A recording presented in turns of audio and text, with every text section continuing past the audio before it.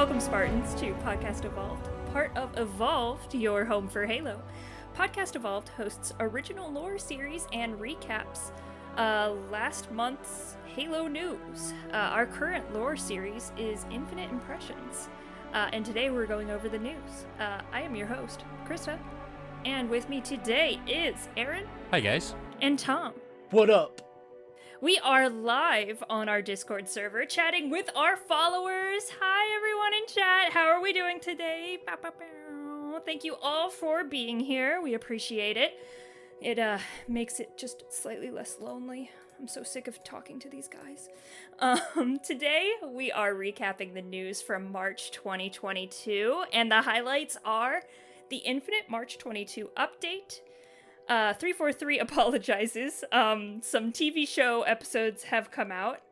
And there's clothing, cosmetics, and much more. Yeah, but before we do that, I have to go through this, 5-paragraph essay about our social stuff. It says just read it, LOL, so, here we go. But before we get started, if you are new to the show, welcome.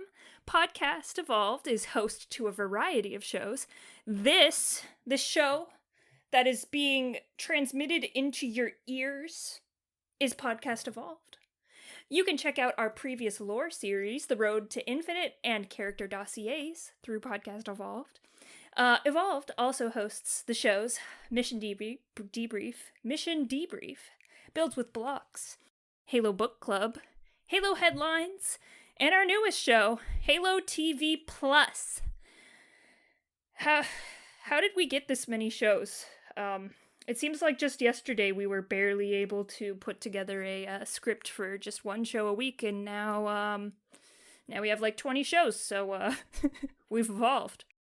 So Evolved also partners with HCS Pro Talk, a podcast where Josh and Will discuss the latest information within the competitive Halo scene, something that we don't understand at all. So they like to talk about the community, and they like to talk about the esports aspects of the Halo franchise.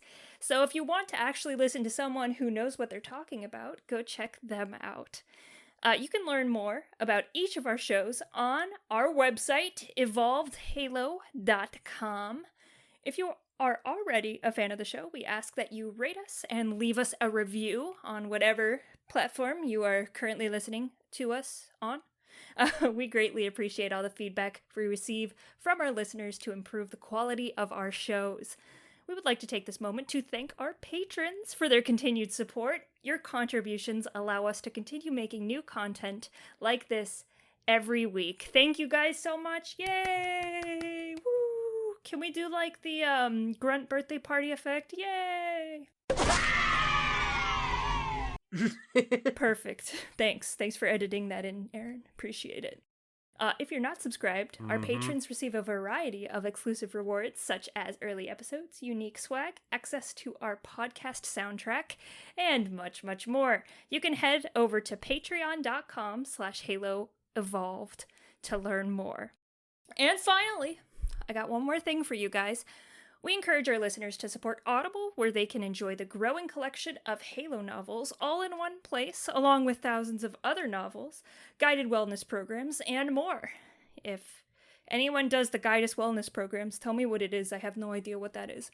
You can use the URL audibletrial.com/podcastevolved to learn more and start your free trial today.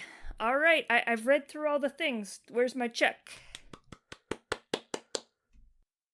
Alright, so last week on Halo. Who wants to go first? You want me to go first? Yeah, go on. I spent this week not watching the Halo TV show. Isn't that great?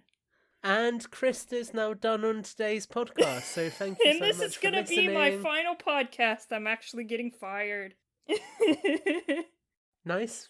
Yeah, that's great contribution. Did you do anything else Halo related, or has it been a very non-Halo week? It's been a very non-Halo week. I thought about the Halo TV show and I saw some memes. Does that count? It counts. We'll allow it. I saw a Will Smith meme where he was making all of the elite noises from Halo CE. It was great. He went up there with an energy sword and then he started like doing the the wah and stuff like that. So that was good. That was Halo related.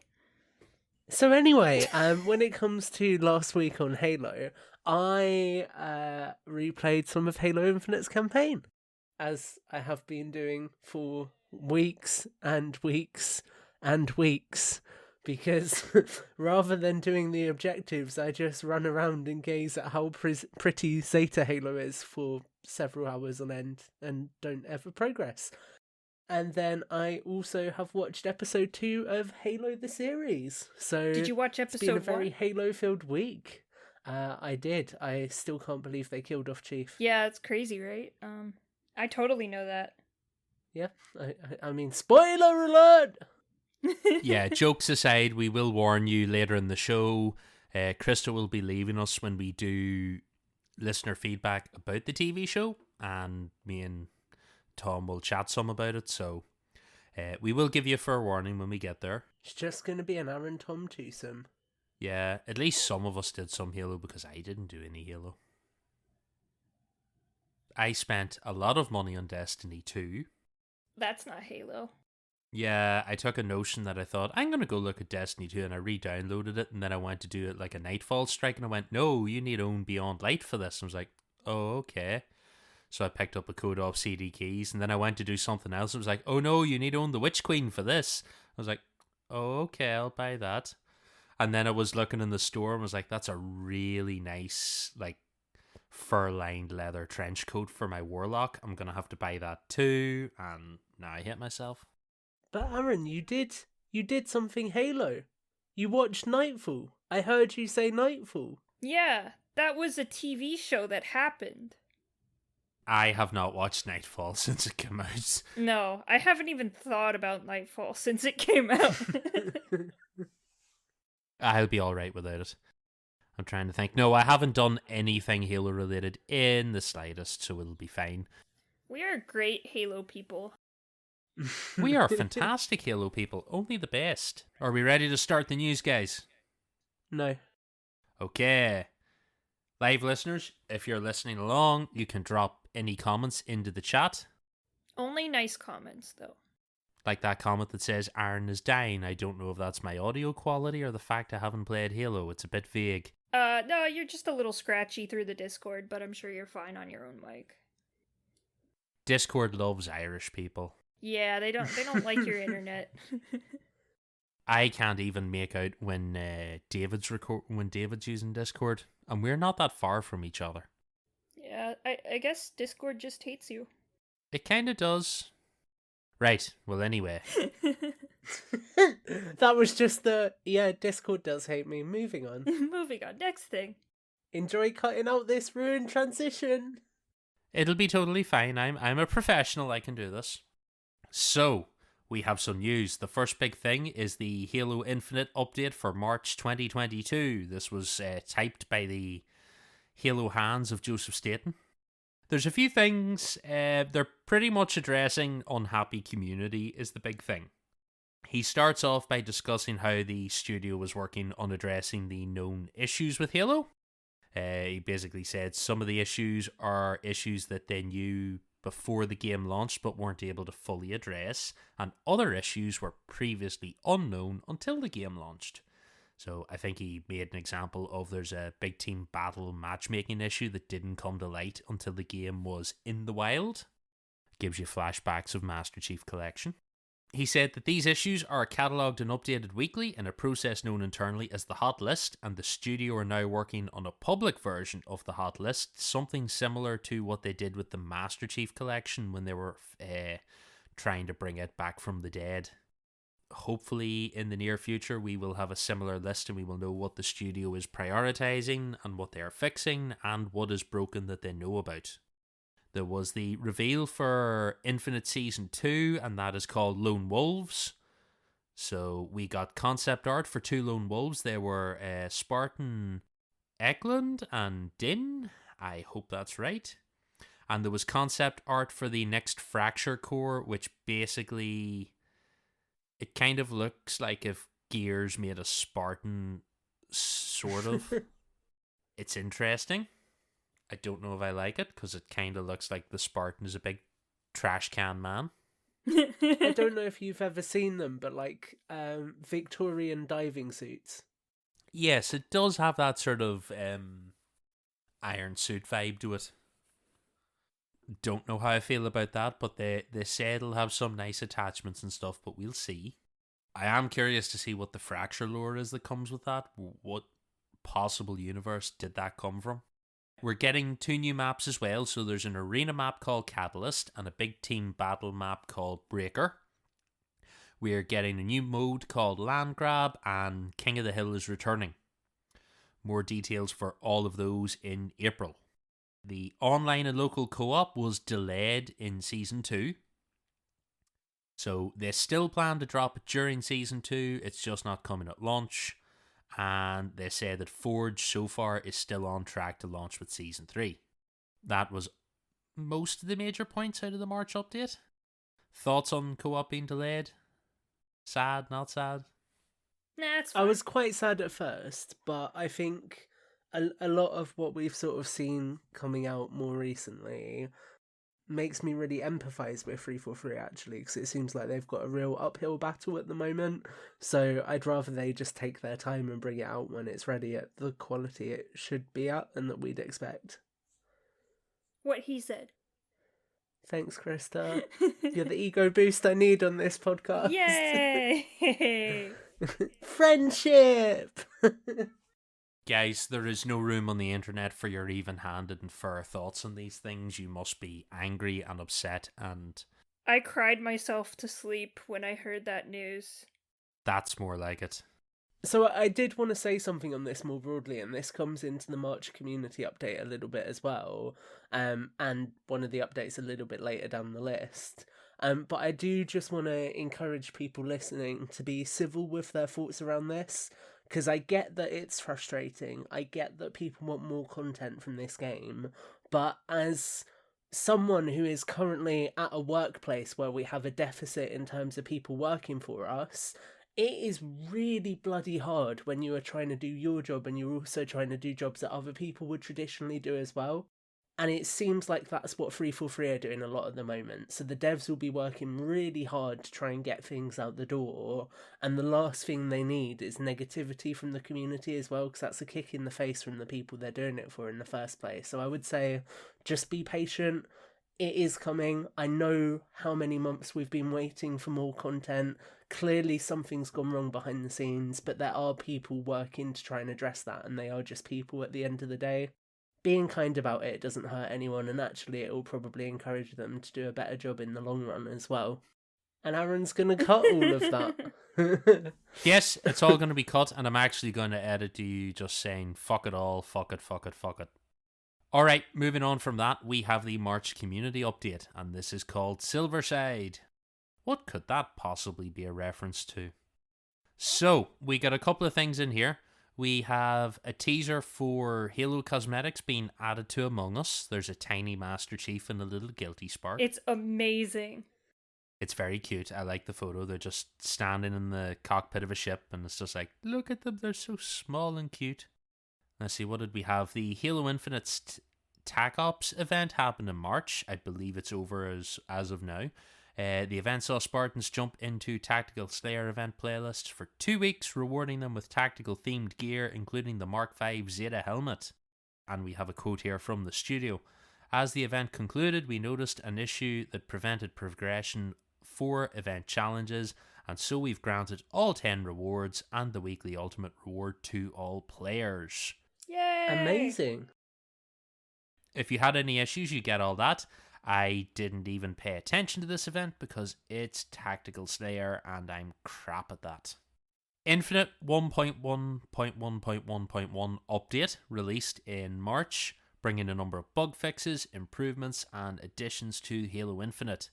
And here are the highlights. Include improved PC stability, the ability to start local area network servers from the in-game menu, first-person animations including reloading and clambering now appear smoother at all frame rates. That's always good. Audio mix improvements across the board for both multiplayer and campaign. improved cheat detection and other anti-cheat improvements, multiple improvements to quick resume on Xbox Series X and S consoles. That would be good because sometimes it can be a little temperamental on my Series S, and stability improvements for the Xbox One consoles, which is ironic because when I was talking to my nephew today, his game crashed because he started downloading Destiny. Those are the improvements anyway. We also have Halo Esports news, but instead of even mentioning it, I'm going to tell you all to go and check out the Pro Talk guys for all the details. They will have everything you need to know about all things esports, and there's no point in me pretending I know what I'm talking about. And finally, for this we have 343 have partnered with boot and clothing company Wolverine.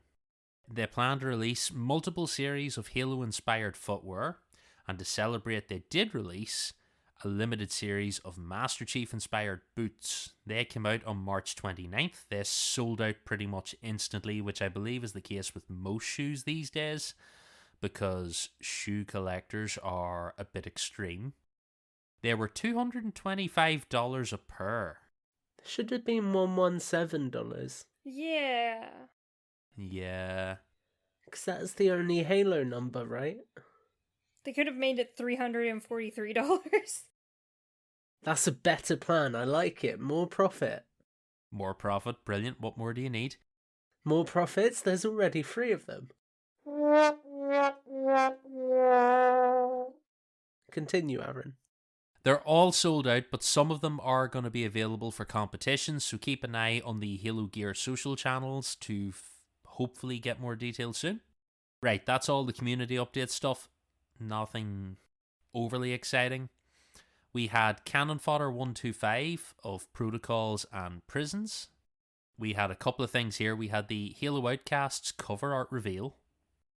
I thought it was really brave and daring of them to have a cover art where the Arbiter makes love to Veda, or makes love to why have I forgotten her name now? It's not Veda Lopez. Please don't it's the other complain one. about that, or they're gonna change it, and I really like it. Who do we call her? Vale. Olympia Vale. Vale. Damn it. Why did I get Veda Vale? I suppose it's close enough in my sleep-deprived brain that makes sense. Next we'll be calling her Veronica. Too many V's now. That's nope. Less V names in Halo, please. Next up, we have some lore stuff to go with Flood Firefight coming to ODST and Master Chief Collection. I forgot this was a thing. I might have to dip in and have a look at that.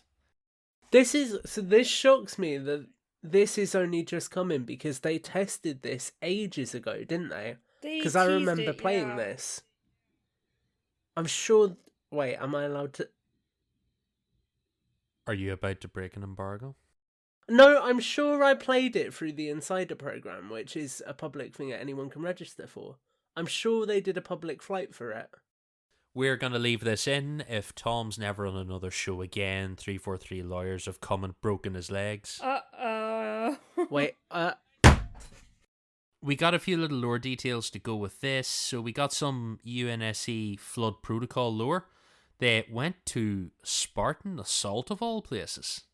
It's cool to see it still being referenced. There is some lore that comes with this. They have a 5-level flood infestation training mode. It's supposed to be on the Infinity. It's that bit where Roland is talking to the Spartans in the cutscene. We get a few details such as the Emergency Contact Protocol, Upsilon. It's mentioned in the Spartan Field Manual.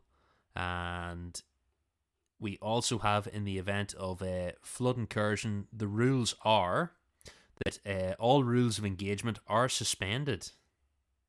And containment is the only priority, which means Spartans are prohibited from gathering samples or helping infected allies. In my experience playing Halo 3, you help them by shooting them. Yes. It's quite interesting to note there that the suspension of ROEs means that you could have UNSC forces engaging each other. I almost wonder if that is a little setup for a future Battle Royale mode, Because Call of Duty did something very similar with Warzone, where they said X, Y, and Z has happened, and because of that, the rules of engagement have changed, and friendlies are now firing on each other.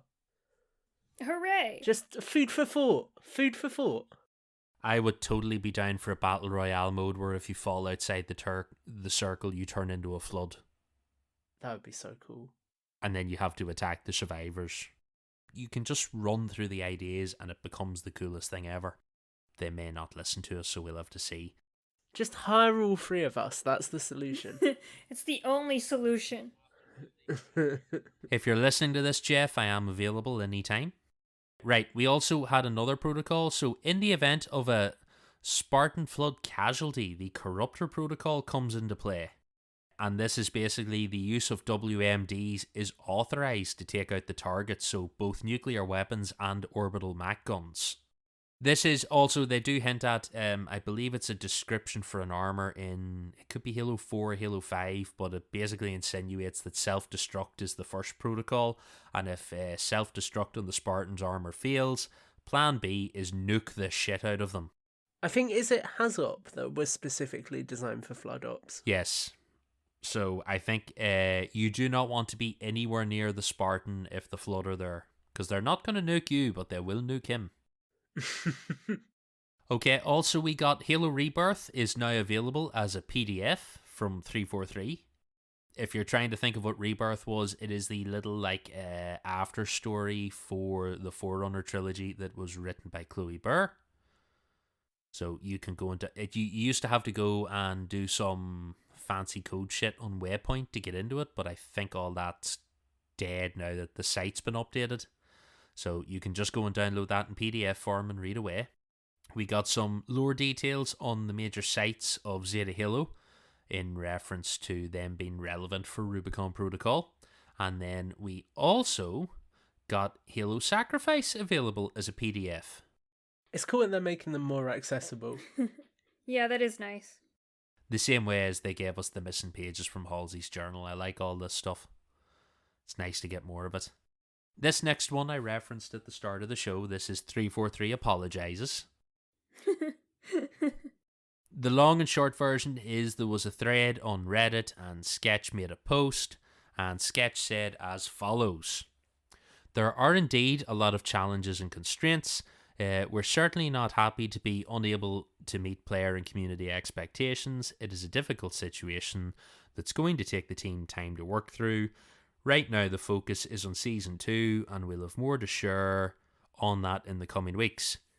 Meanwhile, a lot of production planning, costing, planning, hiring, etc. is all happening, which doesn't really lend to detailed regular updates. We understand the community is simply out of patience and frankly, I think understandably tired of words. We just need some time for the team to get the details sorted and then we can certainly share as much as we can. And the basic gist of the Reddit thread was people are unhappy with the waiting and the lack of details and the lack of information. Yeah, I totally get it, and I think when you advertise something as a live service, then you are obviously setting a very specific expectation for that. But I think it's very important to remember that the people who are likely to see a lot of the really, really harsh criticisms, and there's a difference between constructive criticism and just being a dickhead, isn't there? And I think that the things that are crossing the line, you've got to remember that the people who see that are the people who are trying to work on this and get this through the door right now. So just be mindful of that, because that doesn't help anyone in the long term. No one's gonna listen to you, but yes. Yeah. It's alright, I'm gonna spread these words like an oracle through the universe, and then I'm gonna turn on the Master Chief and shoot him in the back. That is on lore. I mean, you're perfect. I've learned from the best. Of course. Thank you. Basically, as I always tell people, as the age-old advice from this podcast, don't be a dick. Just don't be a dick. Just cut it down to that sentence. You've said it perfectly, Aaron. You don't need any of my lengthy exposition. Just cut it to don't be a dick. I tell people all the time, don't be a dick. I get it. You can be mad. You can be upset. Don't be a dick. If you can be constructive and nice, go and do it. Otherwise, shh. Shut the fuck up.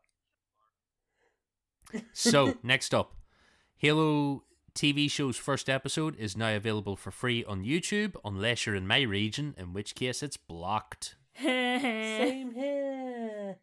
But if you're in one of the regions where it is available on Paramount Plus, you can watch the first episode for free now. You need a VPN, Aaron. No, I sail the high seas. That's how I got my episode. Oh, okay. And you've just said that on a recording for everyone to hear. Well, it's not available in the UK. It's their fault. Yep.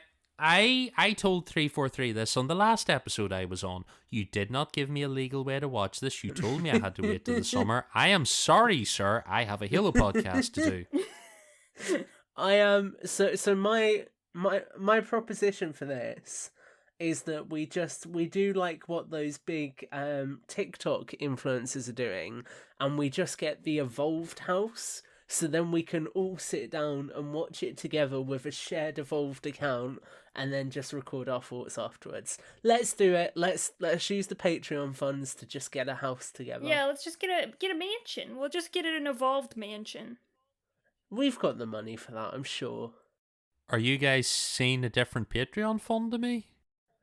Don't tell him about the other Patreon fund. What was that? What? Oh, okay.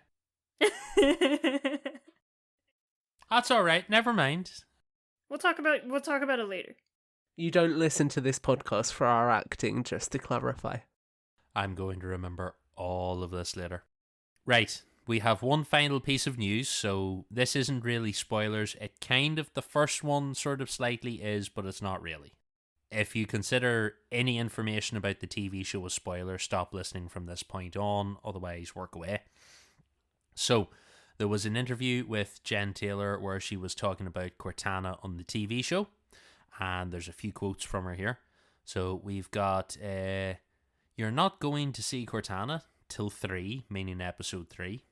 She's a little different than the Cortana we know. She's in a different part of the story, and she's in a different part of her journey individually, so it's going to be a little different, but it's also going to be familiar. It's going to be hopefully exciting and different for new fans and old fans alike, but there is going to be some of that comfort for people who are looking for, hankering back or harkening back to the games. And then she goes on to say, we're at a different place, and we're sort of figuring out who we are and trying to get comfortable with each other. It's different yet the same, if that makes any sense. And her last quote here is, it's going to feel good. It's going to feel good for you. I can just tell. Oh, I'm so glad it's going to feel good. I was worried. This is basically, I can't tell you what I think of the TV show because that'll give spoilers, so I have to beat around the bush and tell you it's going to be good. Don't panic. Can confirm, having watched the first 2 episodes, that there is no Cortana in the first 2. What? Yes, I'm very sorry. Oh my god. She is right there. There will be no Cortana until possibly the 3rd episode. She seems excited. I am looking forward to seeing the Cortana CGI in motion. I saw a trailer and she looks a lot more blue. I wonder, because it's a lot like today was the first chance I got to watch the TV show on a TV and not a phone or a tablet. And I feel like when I watched it today, the CGI looked a lot better than it felt to me on the smaller screen. So I'm kind of wondering if like a Cortana in motion will look better than, like, the still shots never do anything justice, and up until recently we'd only seen like that tiny bit of Cortana. I'm willing to see what happens. Like, they do have some good hologram work in the TV show. Like, we have people watching holographic displays, and all that stuff looks pretty good quality. Shh, don't tell Krysta there's holograms in the show. Oh my god. Yes, there's holograms. I apologize. Oh my god. I'm afraid that's all of our news pretty much for this month. There wasn't anything else major worth talking about.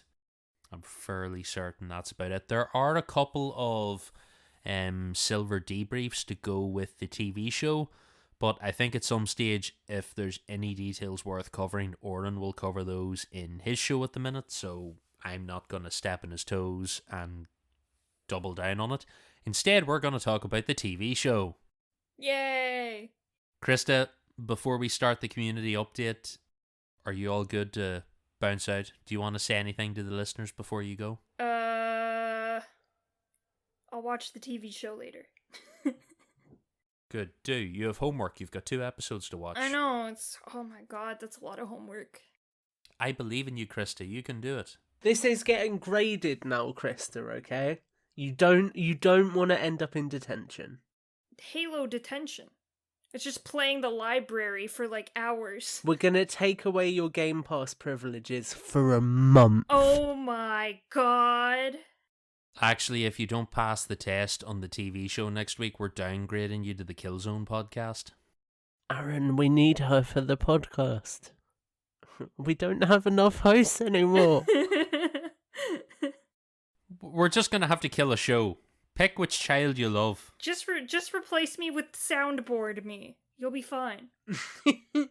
That is actually something that needs to exist, to be fair. Who says it doesn't exist? I definitely don't have a massive folder of sound clips that can be used in an emergency. Aaron, I love you, but I don't want to know what you do with all our voices in your spare time. Look, I'm just trying to feed enough of your audio into a bot so it can synthesize your voice, and then we can tell it to do whatever we need it to. That's all we're doing. Alright, Krysta, we will say bye. Thank you. Bye-bye, Evolved. Have fun. We won't. Okay, guys, now that we've got rid of Krysta, we are back. The real show can start now. Welcome, Spartans, to Podcast Evolved, your home for Halo. Nah, it's alright. We missed Krysta, but she didn't do the homework, so the Community Evolved section is just going to be me and Tom. I asked a question in both the Discord and the Facebook, and the question was, are you enjoying the Halo TV show so far? What do you like? What do you not like? And we got a few responses, so I will go with the first one here, and then we can alternate. How does that sound, Tom? Sounds perfect. Let's do it. So, the first one came from Facebook. It's from Lucas. He says, I'm pretty okay with it. I like how it shows the brutality of the Covenant. We only really saw that level of brutality in the games in Reach. I also like how Halsey is portrayed in the TV show. She is definitely doing things from her own agenda and leveraging others to get what she wants. This means that I never truly trust what she says to others, especially with Cortana. As for dislikes, I'm not a huge fan of how the UNSC is portrayed. They seem too villainous. Like I expected that from Oni, but not the UNSC as a whole. The writing is okay in my book, not the best, but currently not the worst. So overall, I'm going to give it a 7 out of 10, and excited to see how the season unfolds. Perfect. I am right there with you, Lucas. We then have Odran, who said they are pleasantly surprised. I like the non-canonic approach they've taken. It's great to see the Halo series through a different foundation and perspective. For all the controversy surrounding Chief's unmasking, I have to say it adds so much character to this interpretation and makes me as curious about where this show will go as I did when I first got into the games. Also, I'm just going to say that's the Irish for Oren. Oh. Yeah. Oh, shall I do that again? No, it's fine. I'm going to leave this in and show that the foreigners can't pronounce our names. Well, thank you very much, Oren, and I am sorry that I got your name wrong. Now I'm going to cut that Oren out there and just paste it in really awkwardly. Nice. Do you want me to say it with a gap either side? Just out of context, you'd be talking like, and next up we have Oren. I could have just pulled any Oren from any other episode. Just wrong tone, completely out of context, and just paste it in there. It's just me like laughing. Oren! Next up we have Manny, and he says, graphics, action and characters, I assume all good, not feeling the storyline, but I'm okay with the changes. I feel like you cheated this because you clearly got the shortest one of the lot there as well, but it's fine, we move. Uh, I was gonna say I'll read the next long one too. I was gonna be nice. oh, it's alright, I've got it. So next up we have got Patrick, who says, I am totally on board with them changing sequences of events, or even changing the events completely. That is fine if the show is not canon, as it leaves more surprises for the audience. But it feels like they have changed the character and personality of some, or even most of the characters in the show, with John feeling most of all like this. So I have a hard time accepting it as a Halo show at all, because it doesn't feel like there is a reason to make it a Halo show, other than to entice a larger audience. If you are not going to include the people from the original story, because you're just going to have people with the same names and physical attributes. Now, I have only seen the first episode so far, so there could be more or less of this in the second episode. I'm going to keep watching the show, I just need a bit of time to wrap my head around this type of significant change from the canon that I was not expecting. Next up on the Discord we have Dragonstone. I like the Condor and the Pelicans, the Spartans fighting with a stick, the shots of the frigates, and the Expanse-like vibe it has. Maybe it isn't giving me the Halo that I wanted, but I'll take some Expanse-adjacent stuff. Alright. Yeah, that's fair enough. I think Expanse-adjacent isn't an insult, that's for sure. Yeah, I know you've been a big fan of that in the past, haven't you? The Expanse is a very good TV show. I think you do notice a difference as it goes on in terms of the budget involved, but it's a good show. I like it. The novels are fantastic. I would highly recommend those if you are stuck for something to read that isn't Halo. I may have to check it out. The next one is from Desudu. I can never say that right. I don't know why, my brain just can't do it, so I'm sorry. I'm in the same boat as others, hit the show with no preconceptions. I think of it as a sci-fi show with a Halo skin rather than a true-to-lore show of the game. I love it, Matt loves it, Rye is a little bitch, the prophets have spoken. Yeah, there's a little bit of tension there with regards to thoughts on the TV show. Richard Cheddar says, I am still waiting till most of the episodes are out to fire up that free month on Paramount Plus and binge it. That is the wisest way to do it. Wait until episode 6 is out and then watch them all. I'm going to read this next one just because I'm here and it's short. Roadkill says, I see the show how I saw Halo 4's multiplayer. It was great. I thoroughly enjoyed it, but it felt more like something else that had a Halo skin on top of it. I think that's fair. Matt echoes the same sentiment, saying he likes the show a lot. It's definitely a sci-fi show with a Halo skin and not a Halo show, but it's been enjoyable so far. So it's interesting seeing that commonality at the theme, isn't it? With people feeling like it's a good sci-fi show, but not necessarily a good Halo show. I don't know. Okay, at this stage, right, me and Tom are going to chat. Fair warning, we may talk about anything in the first 2 episodes, so if you did hang out to this stage after the spoiler warning, you're getting another warning. I get where people are coming from. I think I'm at like a 7 out of 10 as well. Like, having rewatched the 2 episodes today. You really did your homework. Well, I watched the first episode twice because I managed to get it to play on the TV, so I watched it with Oren's commentary, and then my niece and nephew came over, so they watched it as well, so I have to rewatch. I've only seen the second episode once, but seeing the first episode again, I thought the CGI held up a lot better this time than when I watched it on my iPad and my phone. That could have been the quality of the stream I was watching, that's also a possibility. And it wasn't necessarily any fault of their own, but I feel like it all stood up reasonably well.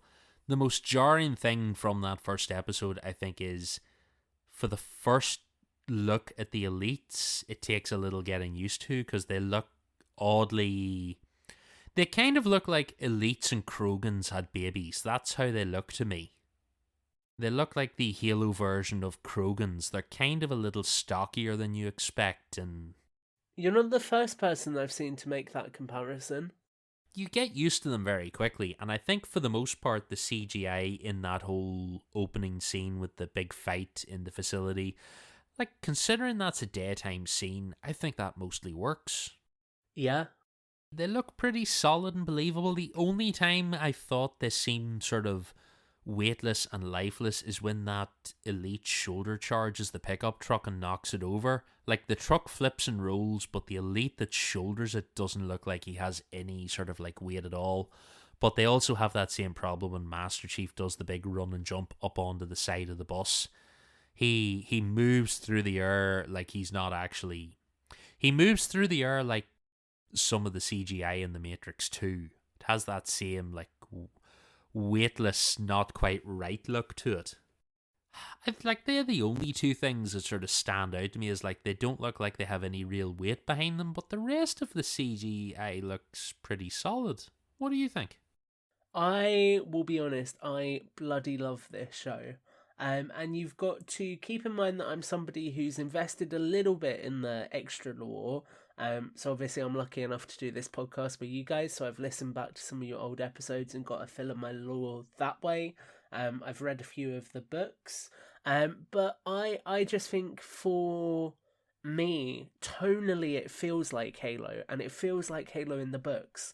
And the reason why I say that is you have sort of three core concepts that I think really play well, which is firstly the way that the Covenant is presented as this genuine terror that absolutely decimates this outer colony of Madrigal, and you see how brutal and animalistic that first attack is, with literally people exploding into pools of blood, and limbs being severed and things, and it really emphasizes that fear factor that the outer colonies had in those early days when nobody knew what was going on, at least in the core canon. So I thought it really, really nailed that sort of foreboding theme, or feeling. And then secondly, you've got that sort of division between the outer colonies and the UNSC, and I think that's handled so well, especially in the second episode with the sort of juxtaposition that Soren gives to the chief as well.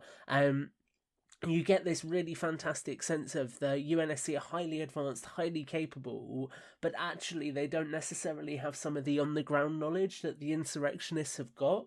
They don't have the understanding of rugged life. They don't have that knowledge of survival that these people have got and have worked hard to obtain.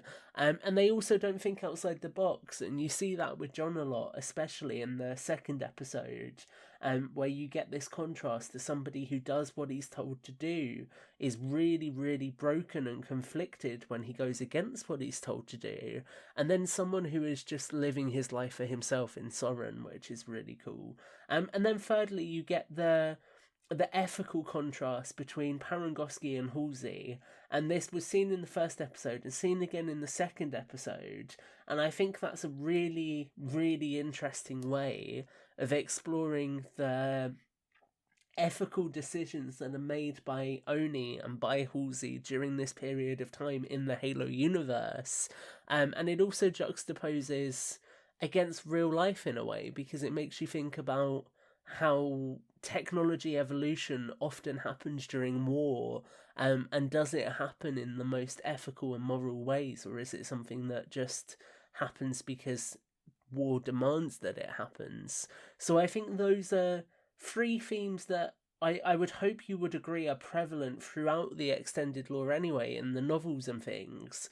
And I think they're three themes that are really, really pertinent in the first two episodes of the show. So for me, it's a home run in that regard. It tonally feels exactly like the kind of things that are most prevalent in the Halo universe at this point in the timeline are right there and are being explored in a new way that ties a lot more into the human factor of the characters as well. Thank you for coming to my TED Talk. It's all right. You're allowed to run on for a bit. I did want to go on Halo TV Plus to clarify, but Oren didn't want me back yet. It's all right. He's trying to mix up the guests. It's fine. He doesn't love us as much. It's okay. I accept this. I like the show. I don't hate it. It's interesting sitting to watch it because I feel like I see all the pieces and I recognize all the pieces, and then I go, Oh, that's interesting that you put that there. Like, it's like watching this sort of remix all the time where you're going like, I know all the components of this meal, but you've shuffled them all about, and now I'm like, that's an interesting and bold choice to put the cheese on the dessert Yeah, yeah. while you're watching this. That's kind of how I feel when I'm watching this show. Like, looks wise, I think for TV, it's as good as you can sort of get. I'm curious to see how many recycled sets I happen to notice, because that's one thing I noticed with The Expanse was there are certain ships and certain large airlocks and certain other rooms that are all exactly the same 4-level soundstage. And you're like, this is the same hexagonal room every time, and it just changes up slightly. So I'm curious to see what happens with that. A few things I am potentially like some of it feels like it could be nitpicky things, so I kind of don't want to get too into the weeds, but I'm not sure how I feel about the direction they're going with Master Chief and the Spartans in terms of their like control and conditioning and the mind numbing drugs that they have implanted in their backs and stuff like this. That end of things, I think we could have just gone with the brainwashed Spartan without having to do that part of things.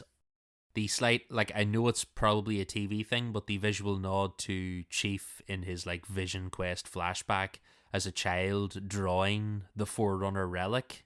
I'm like, I know that's a TV show thing, but that's a little on the nose. But I suppose you have to spell it out for the people that aren't Halo fans that this is Chief and, there's a connection to these things. I think that's the thing with me is like I find it interesting seeing all the components coming together differently.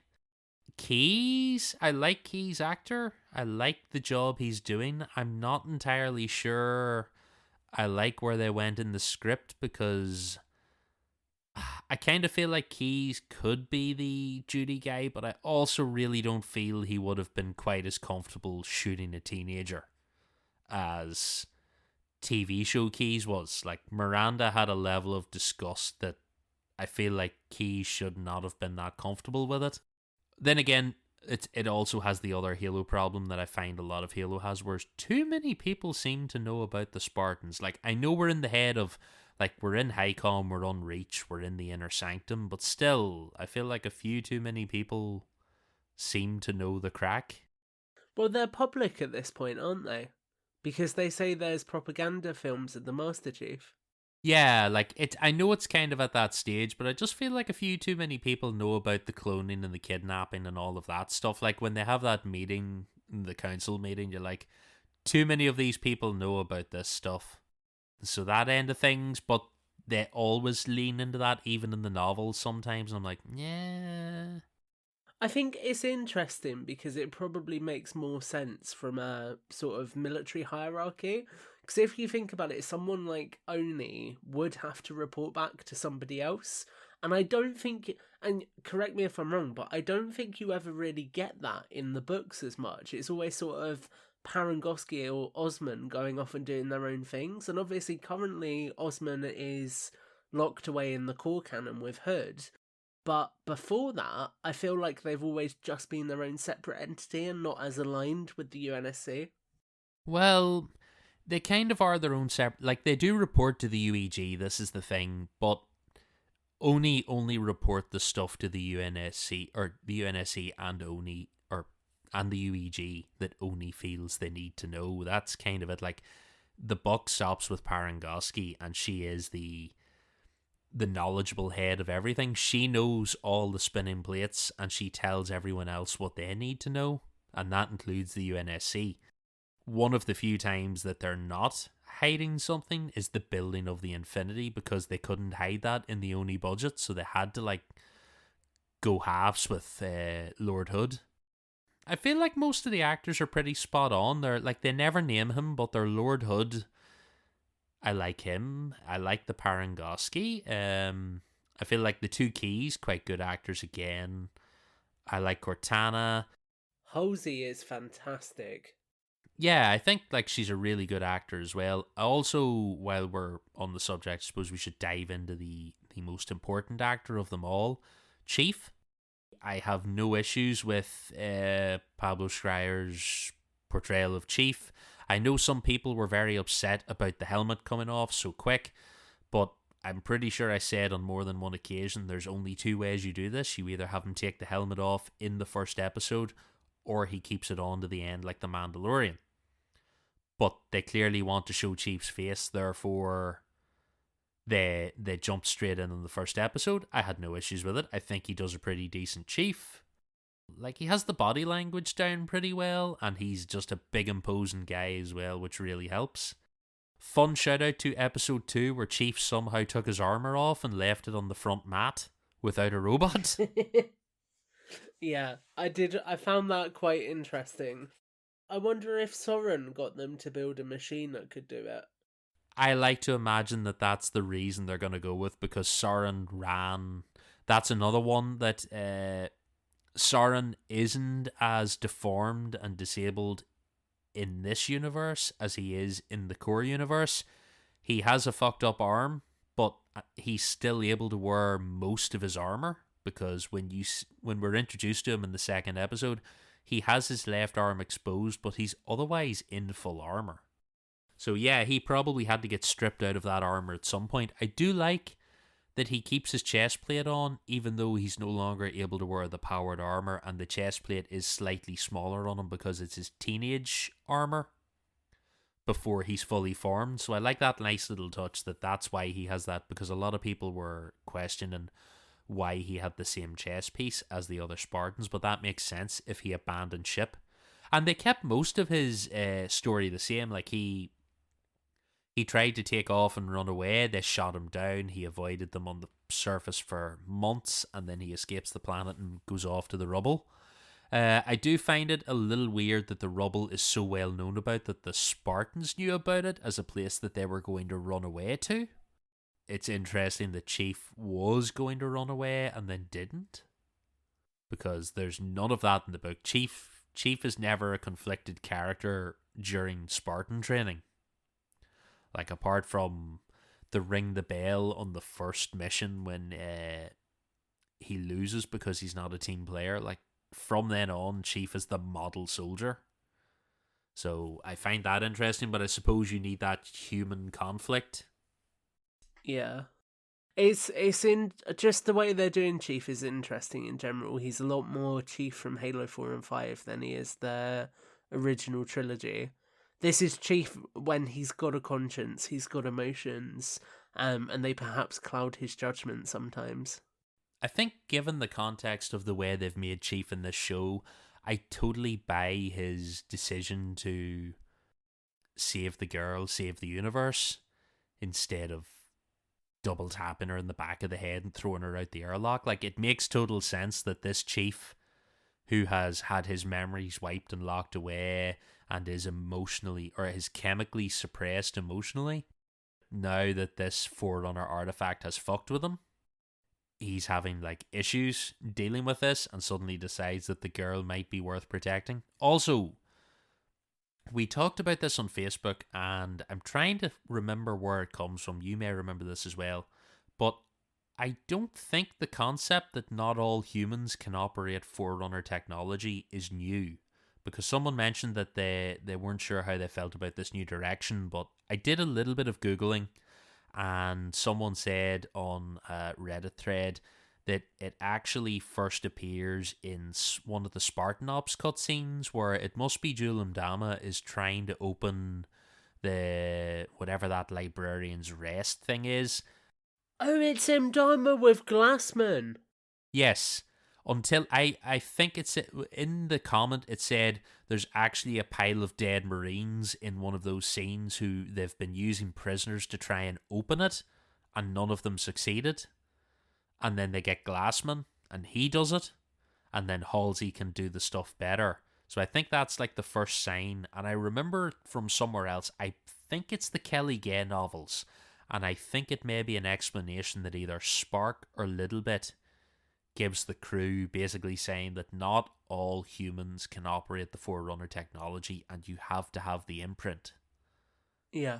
So I don't think this is a new concept, but I think it's like the most presented. It makes perfect sense that all the Spartans can do it, because the Spartans are the pinnacle of human existence, and it would make sense that all of those humans would have all of the like Forerunner imprints in them.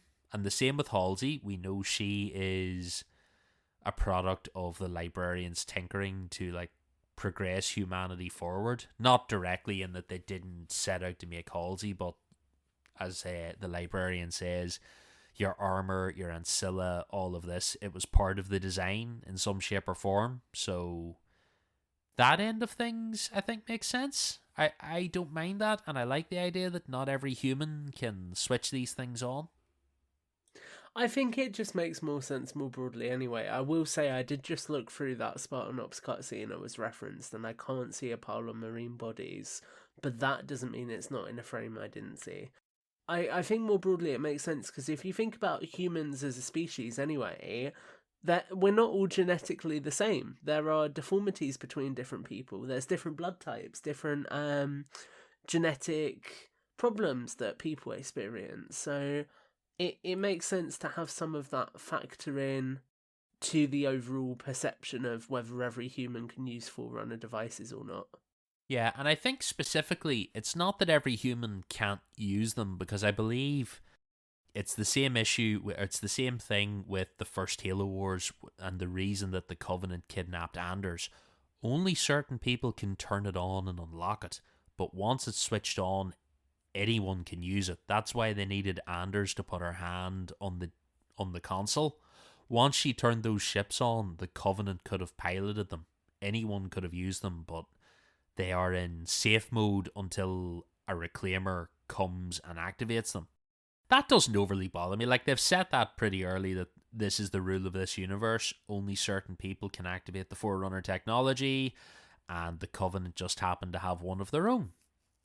Which also, while we talk about it, like, we haven't seen a big pile of her, but I have no issues with what we've seen of Maquis so far. To be fair, we've seen a lot of Aaron, Maquis think so very far. carefully. Yep, think very carefully about what you're saying right now, my friend. The problem I now have is that my niece and nephew have watched episode 1, and I might have to edit out that part of episode 2, because this is the reason my niece and nephew have never read Contact Harvest. Because we're not going there yet.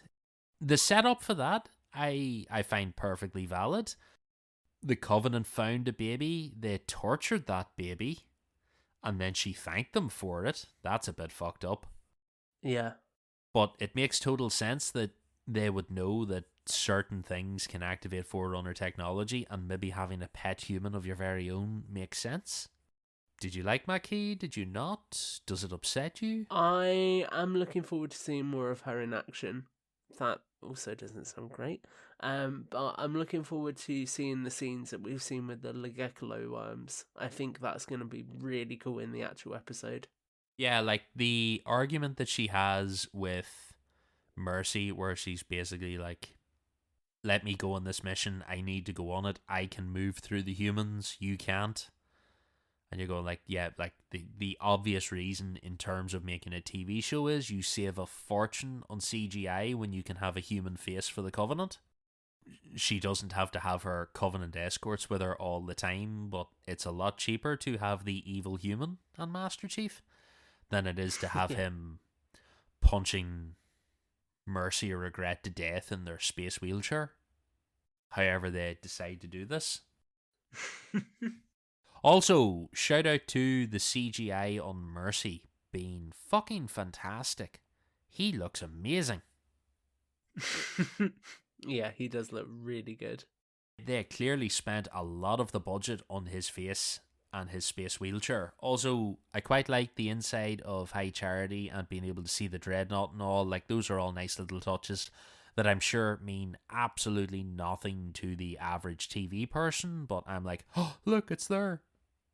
Yeah, I agree with that. I think there's a lot of little details, and I am going to gently say now, just because I'm conscious that I don't want us to start recording a whole episode of Halo TV Plus here, that if you head on over and listen to Orange Show, then each week they do a watch along where they'll point out loads of little details like that you might have missed. And they also do an analysis that breaks down what those details might mean. So it's really cool. And I think you've been on one of the episodes as well, haven't you, Aaron? Were you episode 2? Yeah, I was on one of the episodes before the show came out. Oren's doing 2 episodes a week, basically. He's doing one commentary, so you can put that on to play and play the episode and watch watch and listen to both together. That's what I did today. So I listened to the commentary for the first episode and watched along. Fun shout out, if you happen to have an Xbox, I believe, I'm not sure if there's a few podcast apps, but I don't know if they'll play while you're playing media on your Xbox. But there is an app called Air Server, and I used that and streamed the episode to my Xbox whilst playing Oren's commentary and watched both on my TV at the same time. So that worked out quite nicely. Yeah, that's a smart way of doing it. Or if you have a headset with Bluetooth, that also works quite well, because you can listen to the episode and listen to Oren talk at the same time. Yeah, I suppose we shouldn't go too much more into this, because otherwise we are stepping into Oren's territory and he will fight us. I mean, I feel like I could, but I also want to make people go and listen to that show because it's really cool. There's no end to the amount we can talk about it. Like, I'm pretty happy with it all. I can't complain about anything so far. The second episode, I saw someone put it, and it kind of made sense to me. The second episode feels like an early season 1 to 3 Game of Thrones episode. They're off, they're traveling somewhere, they're explaining things, we're meeting new characters. I liked, all of that stuff. Seeing the rubble was cool. Soren seems like a very interesting character. We get to see more of Chief, which is awesome. I'm hoping we will get to see him with more of a personality as the show goes on. He's a little more stiff Halo 4 and not as much sort of the more personal character he is by Infinite. I think he'll mellow over time. He's just got to go on that journey. Yeah, they've just got to pull the pellet out of his back, then he'd be fine. But yeah, no, I'm enjoying it. I think I'll keep watching it.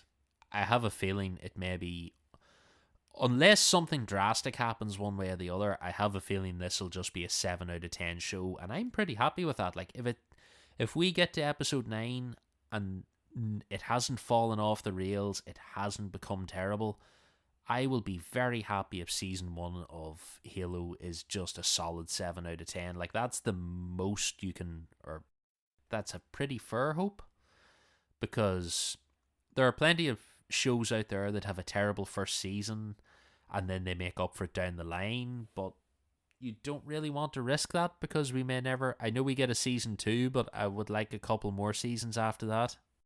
I hope we get a decent run. It feels like the people working on this are in it for the long run, so hopefully we get that.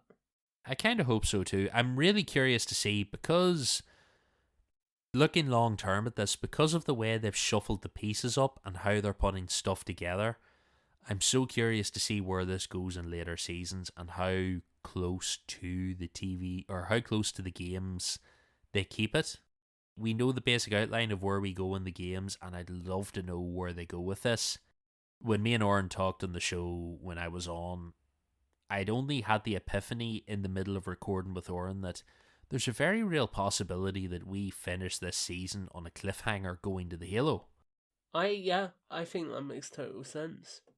And then I immediately had the fear of, we're going to watch that poor Captain Keyes get eaten alive in season 2, and that was just like, I don't think I was prepared for that realization, because it hit me. And then I kept thinking back to those kids exploding at the start of the first episode with the plasma fire, and being like, how horrific is live action Flood going to be, and live action death by Flood? There's a lot of potential there, and I'm really just excited to see where we go with everything. But Yeah, if you get a chance, go and watch it. I think it's worth watching. Like, there are a few people out there very upset, but I think some of those people, unless this was a blow-by-blow retelling of the games, would never be happy. But I am glad it is not a blow-by-blow retelling of the games, because I want to be surprised. I wanted to keep my attention, and I want to be excited by it. And I'm not going to get that if I know what's happening all the time. I like sitting now and going, I know these pieces, but they're different. Yeah, I agree with that. Any last thoughts before we go on to the final segment? I am excited for more. Okay, that's fair enough. Guys, if you didn't get your thoughts into the Community Evolved section, you can leave us a voicemail. I'm going to skip ahead and get the number here. You can call us on 205 Evolved. That's 205 386 5833. But if you leave us a voicemail, we will read it out on the next live show. So by that stage, I think we'll be up to episode 6, possibly episode 7. We will have a lot more to talk about then, because we will also probably be making our predictions for the end of the show. Keep an eye out for that down the line anyway. Right. We have an Evolved Digest, and then I think we're going to call it quits for the evening. Tom, do you want to take us through the Evolved Digest? So, Podcast Evolve's Infinite Impressions is our show where we have topics and opinions relating to the ongoing support of Halo Infinite's campaign and multiplayer. In our last episode, we looked at all of Infinite's Intel audio logs, covering them across 3 episodes which separated them through UNSC, Banished, Forerunner, and Spartans. And our next episode will be a deep dive into Memory Agent, the Spotify exclusive podcast which accompanied the launch of Halo Infinite. Mission Debrief is a deep dive into every Halo game's campaign, mission by mission. The last mission we looked at from Halo Infinite was Evacuation Site. I believe that should be Excavation Site, so I'm going to go with Excavation Site. And the next mission is Conservatory. Builds with Blocks, which is our show centered around the micro action figures and brick-based construction sets of the Halo universe. Shout out to Mega Chief, who I see is in the live chat today. I'm sure you're a Builds with Blocks fan, so thank you for joining us. Our latest video episode is not released yet, but we have a very exciting interview with a special guest that I think you guys are going to love. So I'm very excited to share that. In the meantime, you can go back and check out our episode reacting to the brand new sets revealed for fall of 2022, and can also check out the official Mega Constructs reveal stream on the Halo channel featuring our very own G Customs. On the latest review front, we looked at Series 1 of the Mega Halo Universe blind bags, including figures from Combat Evolved, Halo 2, Halo Wars 2, and Halo Infinite. And as I say, stay tuned for more news on our next video episode very soon. Halo TV Plus is a commentary and analysis of Halo's original TV show, Halo the Series, and its place within the Silver Timeline. Last month's episodes, we looked at the 3 primer episodes, including Halo the Series, and commentary and analysis episodes for Contact and Unbound, the first 2 TV episodes. Next month, we will continue the commentary and the analysis episodes for the series as they release periodically through Paramount+.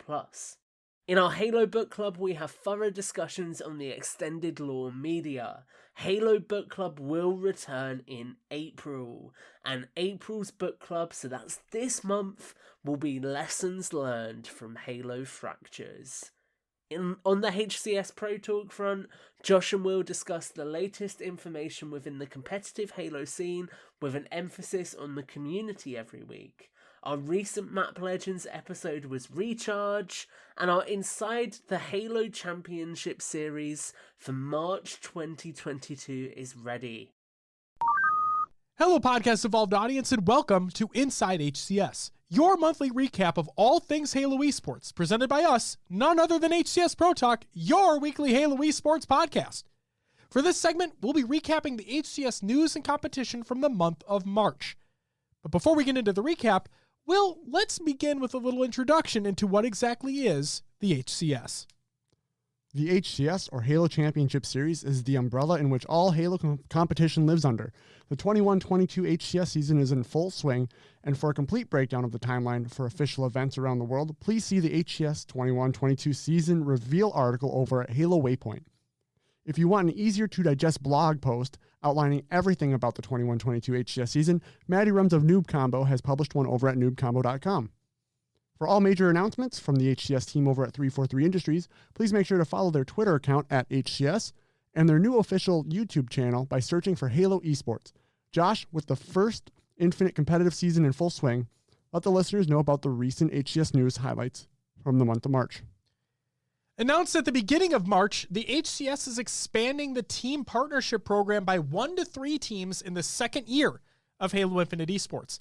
Applications are open right now. And with the amount of top-tier organizations out there currently, we expect this to be a heated competition, even though, teams aren't actually competing for spots in the program. In a shocking move within the competitive landscape, Mocket Esports has been acquired by Vexed Gaming, meaning the previous Mocket roster of Batchford, Squashy, Warlord, and Looney will now be playing under the Vexed banner. We expect this team to start making some waves in the EU competitive Halo scene, and make sure to watch out for them at HCS Kansas City Major, taking place at the end of April.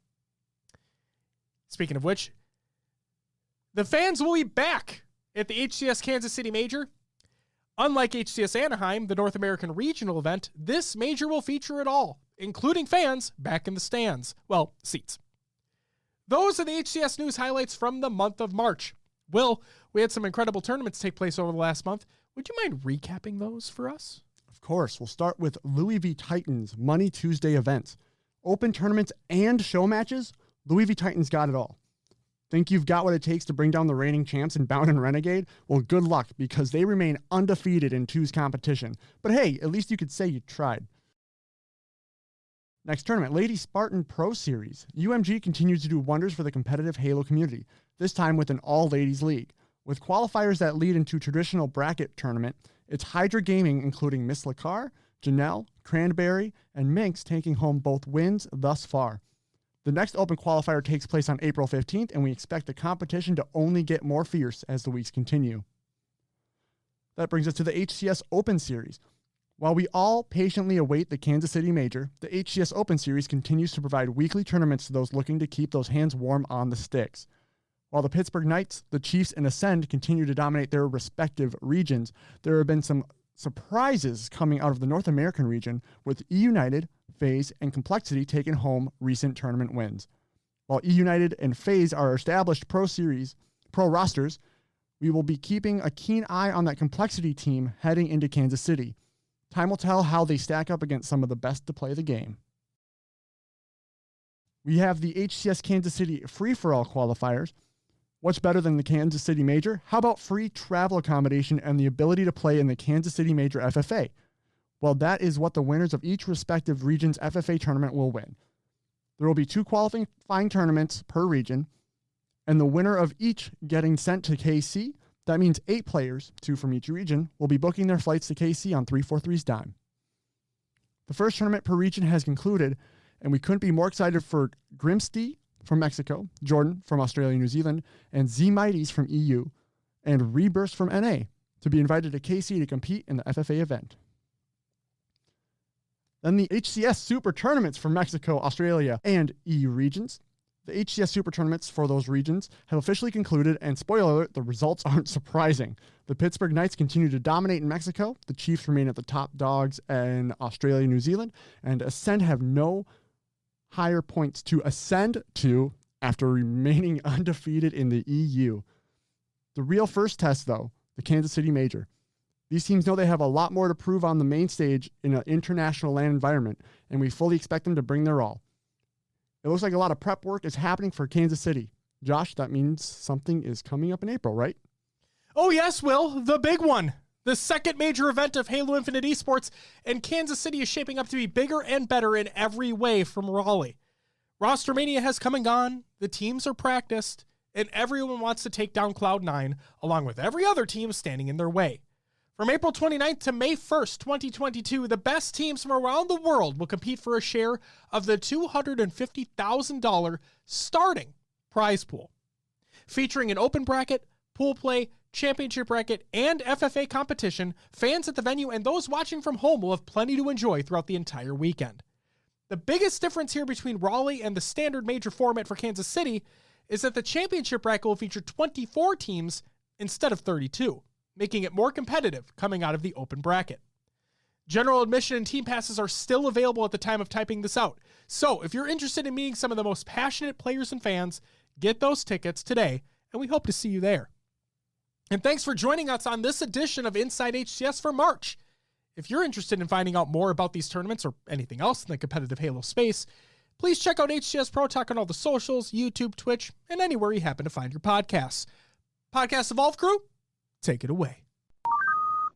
Thank you, Josh and Will, for this month's Inside the HCS. Make sure to watch their show live Monday nights around 8 p.m. Eastern, 7 p.m. Central on twitch.tv/HCS Pro Talk. Follow them on YouTube and your favourite podcast feed. And Aaron, why don't you close out? Alright, Tom, thank you very much. And guys, thank you for joining us this evening. If you've been in the live chat this entire time, like Brotherly Duck, we appreciate you. Mega Chief, shout out to you as well. Like we mentioned at the top of the show, you can find every episode of all of our shows over on the website, that's evolvedhalo.com. If you want to listen to everything all in one feed, follow Halo Podcast Evolved on your favourite podcast service of choice, and please leave us a review on said podcast service of choice. Once again, another special shout out to all of our patrons for your continued support and helping to make the show possible. You literally are helping make the show possible because we are doing so much at the minute, and your money actually really does make a big difference. And finally, if you would like to leave us a voicemail, like I said, we will read them out on the next live show. You can do that by giving us a call on 205 Evolved, that's 205 386 5833. And with that, I have been your host Aaron, and until next time, evolved. Evolved.